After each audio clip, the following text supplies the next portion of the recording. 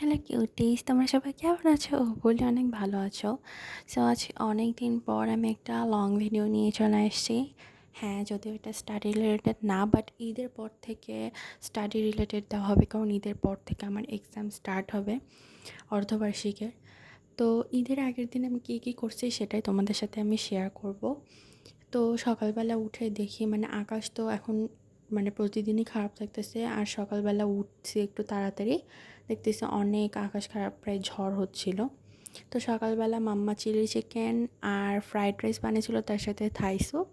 তো ওইগুলো খাওয়ার পর অনেক যেহেতু গরমও হচ্ছিল, তার সাথে তো আমাদের এসিটা একটু ময়লা হয়ে গেছিলো, তো ওটাকে ক্লিন করার জন্য লোক আসছিল।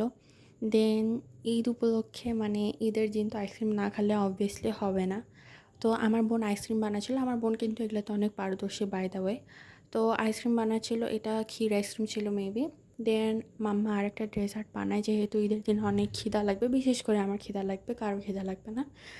তো তারপর এখানে মাছ ভাজা হচ্ছিলো, যেটা দেখে মনে হচ্ছে যে আমি কড়াই থেকে তুলে খাইনি। দেন দুপুরবেলা আমার একটা কমফোর্ট খাবার খাওয়া হচ্ছিলো, সেটা হচ্ছে ডাল ভাত, যেটা আমার অনেক পছন্দ, সাথে আমের আচার। দেন ওটা খাওয়ার পর বিকালের দিকে আমার দুলাভাই নিয়ে এসেছিলো তান্দুর নান নিয়ে এসেছিলো।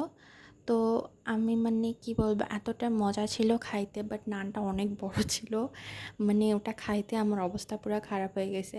বাট তবুও আমার পেটে জায়গা ছিল স্টিল। আমি আবার একটা স্যান্ডউইচ বানাইছি, সেই স্যান্ডউইচের ভিতরে চিজ দিয়েছিলাম, বাট এতই ঠান্ডা হয়ে গেছে যে চিজই আর বের হয়নি লিটারেলি। তো আমার এগুলা উৎপাটাং কাহিনী করার পর, অনেক টাইম ওয়েস্ট করার পর আমি বসে পড়ি মেহেদি দেওয়ার জন্য। আমার বোনেরা কিন্তু আগেই মেহেদি দিয়ে নিছে, জাস্ট আমিই বাকি ছিলাম। আর আমার মেহেদি দিতে যা টাইম লাগছে রে ভাই, এক একটা হাতে আমি এত নড়াচড়া আমি করি মেহেদি দেওয়ার সময়, প্লাস হচ্ছে ওঠা বসা নড়াচড়া, এক কথায় আমাকে যদি কেউ মেহেদি দিতে বসে, সে লিটারালি বিরক্ত হয়ে উঠে চলে যাবে। আর এইদিকে আমার বোন মেহেদি দিচ্ছিল, ওর কোনো প্রবলেম হচ্ছিল না, ও ঠিকই এনার্জেটিকভাবে দিয়ে দিচ্ছে, বাট আমি এইদিকে ঘুমের টলকে পড়তেছি। সো আমার বোন আবার আমার জন্য একটু কফি বানায় দেয়। দেন আমার মেহেদি টেহেদি সব শুকিয়ে গেছে, সো ওগুলো তোলার পরে আমার আবার খিদা পায়। দেন আমি একটু কলা আর দুধ খাই। তখন আমার বোনেরা আমাকে মেহেদি টেহেদি দিয়ে ওরা সবাই চলে গেছে মার্কেটে কেনাকাটা করতে, আর আমি বাসায় ছিলাম। আর আমাকে যে সারপ্রাইজটা দেয় সেটা হচ্ছে কাশ্মীরি চুড়ি, তাও আবার ঈদের আগের দিন।